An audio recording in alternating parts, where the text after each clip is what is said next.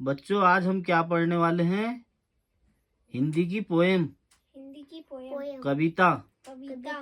ठीक है। जिसने सूरज चांद बनाया। हाँ, इनके जो कवि थे, जो इनके लेखक थे, वो पता है कौन थे? नहीं पता? तो चलो सुनो। श्री द्वारिका प्रसाद माहेश्वरी। श्री द्वारिका प्रसाद माहेश्वरी जी ने ये कविता बच्चों के लिए लिखी है। ठीक है। बहुत ही सरल, ठीक है, और बहुत ही आसान कविता है हिंदी में। ठीक है। इसको याद करना है और उन्होंने जो है इसमें सारी बातें लिखी हैं, सारी बातें बताई हैं, सोचने की बातें हैं। ठीक है। अब जो श्री द्वारिका प्रसाद माहेश्वरी थे, इनकी लिखी हुई पोएम और कविता जो है हम पढ़ते हैं और इसको याद करते हैं। ठीक है। इन्होंने लिखा है, जिसने सूरज चांद बनाया,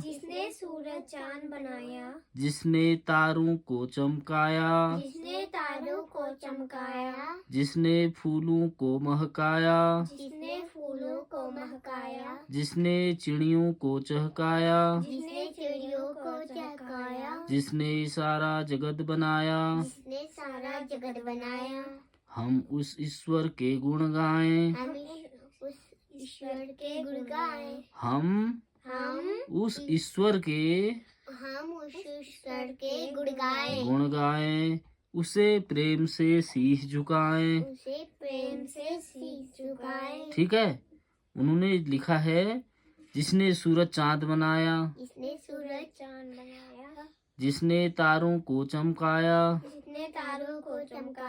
जिसने फूलों को महकाया, जिसने चिड़ियों को चहकाया, जिसने सारा जगत बनाया,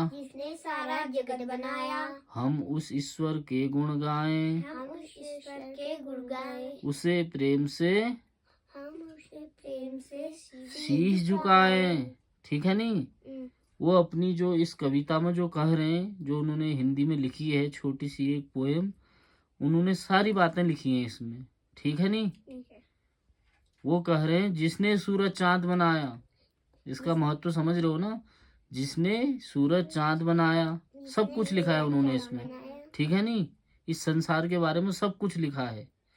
जिसने तारों को चमकाया। अब देखो, तारों की बातें भी आ गई हैं। तारे चमकते हैं नहीं आसमान में? हाँ। जिसने तारों को चमकाया, जिसने फूलों को महकाया। फूल तो अपने आप आए नहीं, इनको भी तो बनाया होगा। ठीक है नहीं? लास्ट में क्या लिखा है ये भी सुनने की बातें हैं। फूल अपने आप तो आए नहीं, है नहीं? ये जो है सब भगवान ने किया हुआ है। जब इस संसार की रचना हुई थी, ठीक है नहीं, इस पृथ्वी की, इसमें हर एक एक चीज लाए। कौन लाए? भगवान लाए। उन्होंने वो भी लिखा है। ठीक है नहीं? जिसने चिड़ियों को चहकाया। देखो, इंसान के साथ साथ उन्होंने जो है जीव जंतुओं को भी जन्म दिया इस संसार, इस पृथ्वी में। ठीक है नहीं? जिसने सारा जगत बनाया, पूरा संसार भी उन्होंने बनाया, पेड़ पौधे, सारे जीव जंतु जो भी हैं। ठीक है नहीं? अब लास्ट में क्या कर रहे हैं ये भी सुनो। हम उस ईश्वर के गुण गाएं, हम उस ईश्वर के गुण गाएं। अब ऐसा क्यों कह रहे हो पता है? देखो, उन्होंने सारी चीजें लिख दी इसमें। तो जब लास्ट में वो कह रहे हैं हम उस ईश्वर के गुण गाएं, उस ईश्वर ने, उस भगवान ने हमारे लिए इतना सब कुछ किया। ठीक है नहीं? उस भगवान ने, उस ऊपर वाले ने, उस ईश्वर ने हमारे लिए संसार में सब कुछ दिया हमको। फल फूल, पेड़ पौधे, खुशबू, हवाएं, तरह तरह की सब्जियां, तरह तरह के फल। ठीक है नहीं?